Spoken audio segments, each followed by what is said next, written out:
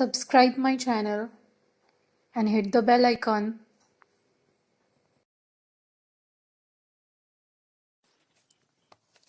Welcome to my YouTube channel transforming life. आज आपण बघणार आहोत श्री शिवलीला अमृत कथासार मधील 3रा अध्याय.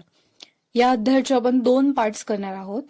त्यातील पहिल्या पार्टमध्ये आपण कल्माशपाद कथा आणि गोकर्ण महात्म्य बघणार आहोत. तर चला सुरू करूया. श्री गणेशाय नमः. हे मंगलधामा शिवा, तुझा जय असो. तू स्वतःच्या भक्तांच्या हृदयाला आनंद देतोस. तू असा वृक्ष आहेस की ज्याला चराचर जग हेच फळ आले आहे. तू नामापलीकडे तसेच अनाम या लक्षणापलीकडे आहेस. लक्ष्मीपती विष्णूची भगिनी हीच पार्वती. तिच्या मनाला तू आनंद देतोस. षडाननाचा तू पिता आहेस व मीनध्वज जो मदन त्याला दग्ध करणाराही आहेस. तूच ब्रह्मानंद आहेस. तुझ्या भालप्रदेशी 3रा नेत्र आहे. संसाराचे भय तू नष्ट करतोस. त्रिपुरासुराचा तूच अंत केलास. हे शिवा, सद्योजात, वामदेव, अघोर, तत्पुरुष, ईशान, ईश्वर अशी तुझी नामे आहेत. तू अर्धनर व अर्धनारी या प्रकारे नटून सृष्टीत सर्वत्र राहतोस. गिरिजा जी पार्वती, तिचे मन तुझ्या ठिकाणी रमते. तू कैलासगिरीचा ईश्वर आहेस. तू शीर्षी गंगा धारण करतोस. नागरूपी भूषण तू घालतोस. तू सर्वव्यापी आहेस. मन मोहित करून आंधळे करणाऱ्या मदनाचा तू पराभव केलास. तू अत्यंत अतीत म्हणजे सर्व पलीकडचा असून मलरहित अर्थात निरंजन आहेस. सत्व, रजस व तमस हे तिन्ही गुण तुझ्यापर्यंत पोहोचतच नाहीत. तू दुधाच्या फेसाप्रमाणे धवल आहेस व जगाला जीवन देणारा आहेस. द्वितीय अध्यायात तू मजकडून शिवरात्रीचा महिमा वर्णन करीवलास. आता मी कथेची रचना कशी करू हे पंचमुकुटा व पंचवदना तू मला प्रेरणा दे, कृपा कर. सूत नैमिषारण्यात शौनक इत्यादी मुलींना कथा सांगत होता. ती कथा आता शिवकृपेने मी वर्णन करतो. मित्रसह कल्माशपाद झाला. इक्ष्वाकूंच्या कुळात मित्रसह नावाचा राजा होऊन गेला. तो भूलोकीचा जणू इंद्रच असा शोभत होता. त्याला वेद व शस्त्रे यांचे ज्ञान होते. तो मोठा तेजस्वी होता.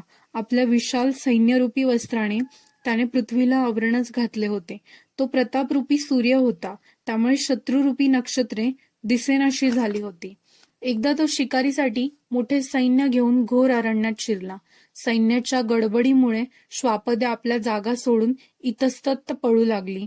वाघ, लांडगे, अस्वले, सिंह, हरिण, वनगाई, वानर, ससे, कोल्हे असे कितीतरी पशु धावत सुटले. चातक, बदके, मोर, कस्तुरी मृग, रानमांजरे, मुंगसे, हंस, चक्रवात असे पशुपक्षी कोलाहल करीत धावले व उडू लागले. राजाने कित्येक प्राण्यांची शिकार केली. त्यात त्याने एक राक्षसही मारला. तो भयंकर राक्षस गतप्राण होऊन पडला होता. त्याच्या भावाने दुरून ते पाहिले आणि त्याने निर्धार केला, मी याचा सूड घेईन, कपटाने या राजाचा घात करीन. राजा मृगया करून सैन्यासह नगरास परत गेला. इकडे बंधूच्या मृत्यूने शोकाकुल अशा त्या राक्षसाने मायेने मानवरूप धारण केले. त्याने आचार्याप्रमाणे स्वयंपाकासाठी लागणारी पळी, झारे वगैरे सामुग्री घेतली व मलिन वस्त्रे धारण केली. आता तो कामाच्या शोधात असलेला खरोखरीचा आचारी दिसत होता. त्याने नगरात जाऊन प्रयत्न करून राजाची भेट मिळवली. आपल्या पाककलेची त्याने स्वतःच प्रशंसा केली. त्याच्यावर विश्वास ठेवून राजाने त्याला सेवेत घेतले. चांगले पदार्थ बनवून त्याने राजाचे मन प्रसन्न करून घेतले. काही दिवसांनी श्राद्धाची तिथी जवळ आली. राजाने आपले राजपुरोहित वशिष्ठ यांना आदराने त्या दिवशी प्रसादास बोलवले. ब्रह्मदेवाचे पुत्र वशिष्ठ हे श्राद्धाच्या भोजनासाठी आले. त्यावेळी राक्षसाने गुप्तपणे नरमास आणले होते. ते भाजीत मिसळून पात्रात वाढले. वशिष्ठ अंतर्ज्ञानी होते. त्यांनी नरमांस ओळखले व राजाने आचार्याच्या रूपात राक्षस नेमलाच कसा आणि एवढे कृत्य करण्यास वाव दिला कसा याचे त्यांना वैषम्य वाटले. त्यांनी राजाला शाप दिला, मित्रसह राजा, तू माझ्या ब्राह्मणाला नरमांस कसे काय खाऊ घातलेस? जा, अरण्यात राक्षस होऊन राहा. तिथे तुला काही खायला मिळणार नाही.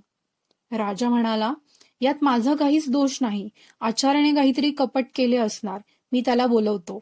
त्याने स्वयंपाक्याला बोलवले तेव्हा तो पळून गेला आहे असे त्याला कळाले. हा आपला दोष नसून रागाच्या भरात वशिष्ठांनी आपल्याला शाप दिला याचाच राजाला संताप आला. त्याने वशिष्ठांना शाप देण्यासाठी जल घेतले. त्यावेळी त्या मित्रसह राजाची पत्नी मदयंती नावाची तेथे होती. ती पतिव्रता, ज्ञानी व चतुर होती. तिने राजाला अडवले, नाथ थांबा, जरा विचार करा.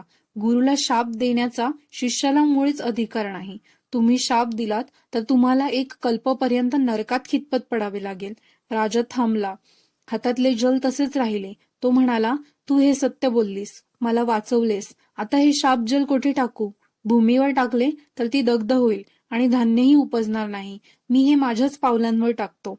असे म्हणून राजाने ते पाणी आपल्या पावलांवर टाकले. त्यावेळी त्याचे दोन्ही पाय गुडघ्यापर्यंत काळे पडले. त्या पायांवर कोडही उठले. राजाला त्यामुळे पुढे कल्माशपाद असे नाव पडले. वशिष्ठांना सर्व खरा प्रकार लक्षात आला. त्यांनी राजाला उशाप दिला, तू 12 वर्षांनी राक्षस योनीतून मुक्त होऊन परत राजा होशील. वशिष्ठ तेथून निघून गेले. राजाचे रूप पालटले. तो भयानक राक्षस झाला. त्याचे पाय जळून काळे पडलेले होते. तो घोर रानात गेला. रात्रंदिवस तो भुकेने व्याकुळ असे. तो पशु व पक्षी मारून खात असे, पण त्याची भूक भागत नसे. त्याचा देह अजस्त्र होता. तोंड पसरट, दात बाहेर वाढलेले, केस अस्ताव्यस्त, कपाळावर शेंदूर माखलेला, डोळे भयानक. तो अशा प्रकारे घोर रानात वावरत असताना काही वर्षे लोटली. एकदा त्याला त्या अरण्यातून एक तरुण ब्राह्मण पुत्र आपल्या सुकुमार पत्नीसह जात असता दिसला. राजा पाहत असता ते दाम्पत्य थांबले. परस्परांवरील प्रेमाने तो तरुण व त्याची पत्नी मिलनोत्सुक झाली होती. तोच राजा राक्षस रूपात त्यांच्या पुढे उभा राहिला आणि त्याने तरुणाला भक्षण करण्यासाठी पकडले. त्यावेळी त्या तरुणाची पत्नी म्हणाली, अरे राक्षसा, तू मूळचा राजा, आता शापाने कल्माशपाद राक्षस झालास. तू आणखी हे ब्रह्महत्येचे घोर पातक करू नकोस. पण राजाने तिचे काहीही न ऐकता तो तरुण ओरडत असतानाही त्याला ठार मारले व मांस खाऊन हाडे तेथेच टाकली. तेव्हा ती स्त्री दुःखाने आक्रोश करू लागली. कपाळ जमिनीवर आपटून तोंडात माती घालून रडू लागली. तिने शोक व संताप यांनी व्याकुळ होऊन कल्माशपादाला शाप दिला. तू शापमुक्त झालास तरी सुद्धा तुझी पत्नी मदयंती हिचा संग तू करू शकणार नाहीस. तसे करायला जाशील तर तत्काळ मरून पडशील.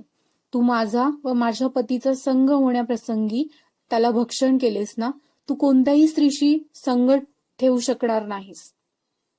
असा शाप देऊन तिने रडत रडत आपल्या पतीच्या अस्थी गोळा केला आणि तिथेच अग्नी प्रदीप्त करून त्या अग्नीसह तिने स्वतःला जाळून घेतले. राजा स्तंभित झाला. आणखी एक शाप त्याच्या माथी बसला. कालांतराने 12 वर्षे पूर्ण झाली. राक्षस देह जाऊन राजाला स्वतःचे रूप पुन्हा प्राप्त झाले. तो नगरात आला. मदयंतीला त्याने शापाचा वृत्तांत सांगितला.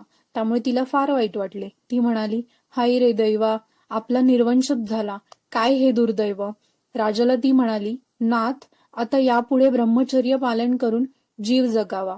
मन हे फार अनावर असते. तुम्ही कोणत्याही स्त्रीशी संभाषण सुद्धा करू नका.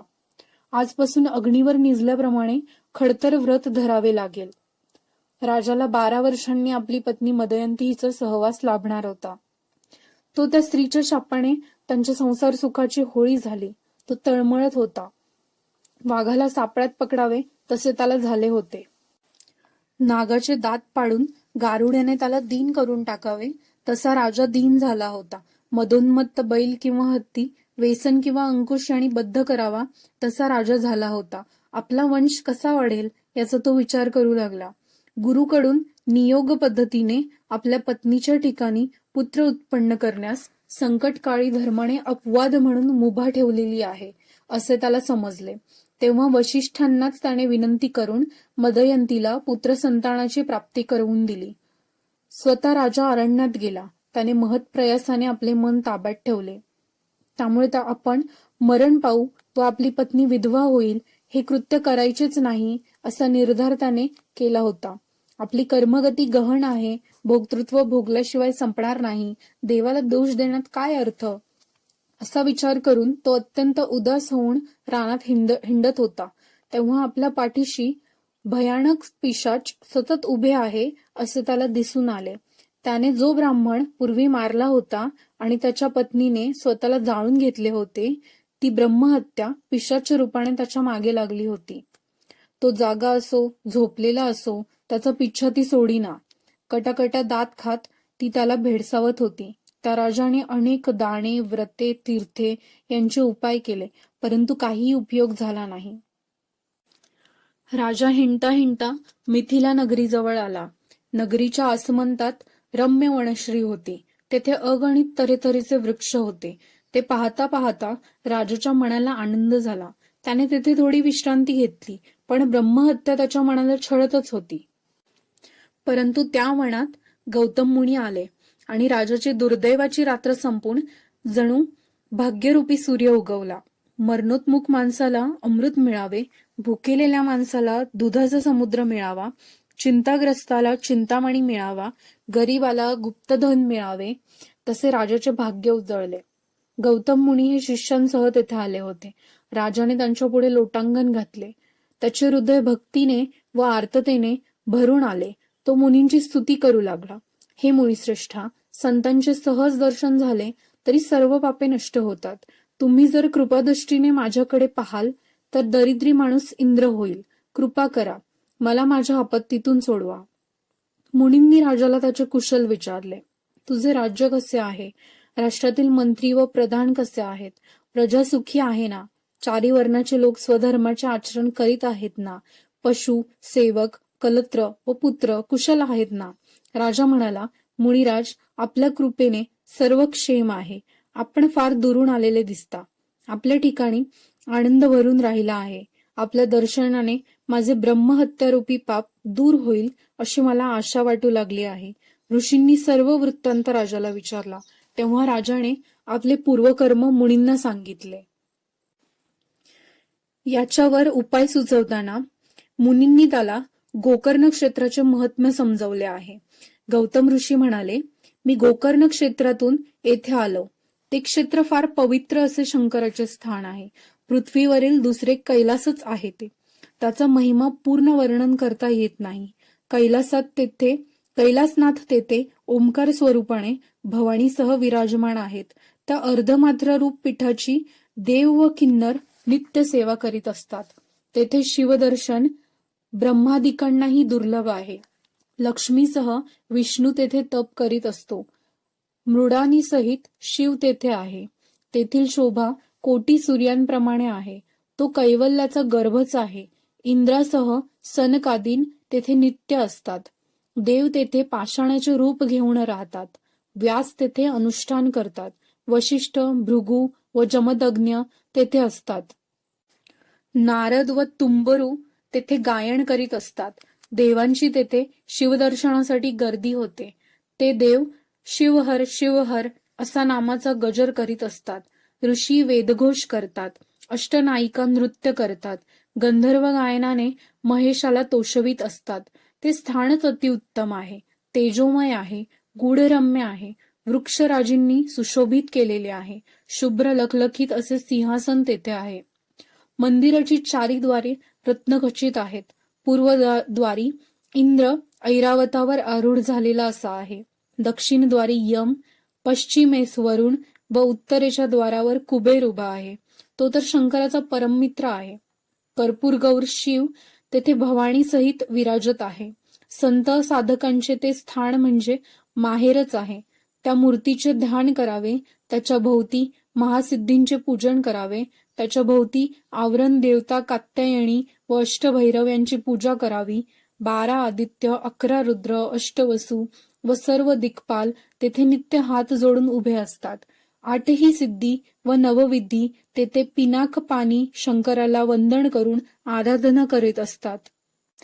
मीही बहुधा तेथेच राहतो.